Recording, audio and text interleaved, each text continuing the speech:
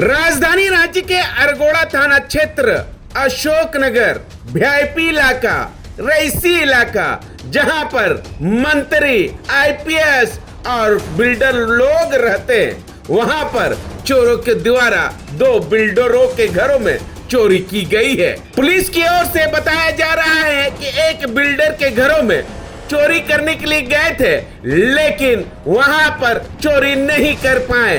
वहां पर गार्ड तैनात थे, लेकिन गार्ड के हथियार से या अपराधी के हथियार से गोली चली थी और वहां से चोरी करने वाले चोर जो है फरार हो गए।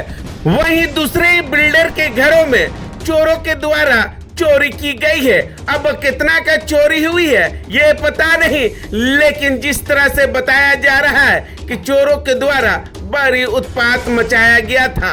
उसके बाद बिल्डर के द्वारा अरगोड़ा थाना प्रभारी को सूचना दी गई। सूचना मिलते ही अरगोड़ा थाना प्रभारी दल बल के साथ और हटिया डीएसपी घटना स्थल पर पहुंचे थे और तमाम बिंदुओं पर जांच कर रही थी। वहीं बताया जा रहा है कि एसएफएल की टीम को भी बुलाया गया था और एसएफएल की टीम के द्वारा जांच कर रही है। अब जांच के दौरान एसएफएल टीम या अरगोड़ा थाना प्रभारी या डीएसपी को क्या सबूत मिलती है या नहीं, ये तो आने वाला समय ही बताएगा। लेकिन कहीं न कहीं एक सवाल उठ रही है कि अशोक नगर में इतना पाबंदी होने के बावजूद भी चोरों के द्वारा चोरी की गई है।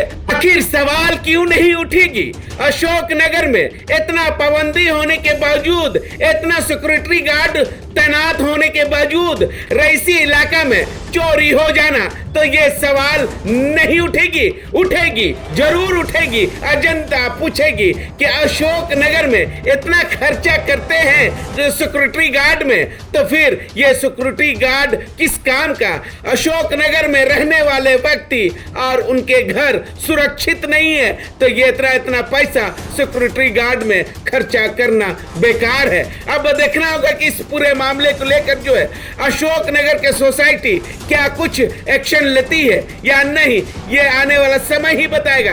अब हटिया डीएसपी अरगोड़ा थाना प्रभारी की ओर से अब देखना होगा कि अशोक नगर में जो चोरी की घटना को अंजाम दे रहे हैं उन लोगों के ऊपर लगाम लग पाएगी या नहीं, ये आने वाला समय ही बताएगा। इस पूरे मामले में हटिया डीएसपी क्या कुछ कह रहे हैं हम आपको सुनाते हैं। पहले जो गार्ड आया है तो उस जगह पर जो है गोली चलने की घटना हुई है, लेकिन अभी तक ये क्लियर नहीं हो पाया कि गोली जो है वो कहाँ से चली है, क्योंकि जो चोर आया था उसके द्वारा चलाया गया है या फिर ये गार्ड के द्वारा चलाया गया है, वो क्लियर हो जाएगा तभी बता पाएंगे वहाँ की घटना। और कहा जा रहा है कि AK-47 वो तो बॉडीगार्ड के पास था। सरकारी बॉडीगार्ड? हाँ, सरकारी बॉडीगार्ड के पास था। चोरी कितने की हो पाई? चोरी अभी क्लियर नहीं हो पाया है, कितना अभी नहीं दिया गया है, लेकिन चोरी यहाँ पर अखिलेश पांडे जी के यहाँ हुआ है, वही रात में, उसी रात में।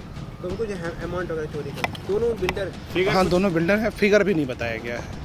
क्या जेवर वगैरह क्या हुआ? हाँ, जेवर वगैरह चोरी की बात बताई गई है। घर में सभी लोग थे, 2 गार्ड भी थे। उसके बावजूद भी जो है वो चोरी हो गई है। बहुत सातेराना ढंग से घर के अंदर सबके रहते हुए घुस के चोरी की गई है। कितने लोग घुसे थे अंदर? एक ही आदमी गया है। यहाँ पर नहीं, यहाँ के गार्ड का नहीं है, वहाँ का गार्ड का है। निशित जी के यहाँ के गार्ड का है। वो अंगूठे में जो है चोट लगने का ये है। क्या गोली से या? ये अभी स्पष्ट नहीं हुआ है, वो जांच के दौरान स्पष्ट हो पाएगा। उनके पास जो बॉडीगार्ड के पास जो हथियार था AK-47, उससे फायरिंग हुई है। हाँ। कितने राउंड फायरिंग हुई है? ये अभी टीम गई हुई है, उनसे पूछताछ चल रही है, वो इलाज चल रहा है उनका, तो वहाँ से पूछ के बता पाएंगे। सवाल ये है कि एक ही लोकेशन पर 2 बड़े बिल्डर को टारगेट किया गया और लगभग लाखों के करोड़ों की चोरी की कोशिश भी की गई। लॉ एंड ऑर्डर ऐसे में सवालों के घेरे में आएगा।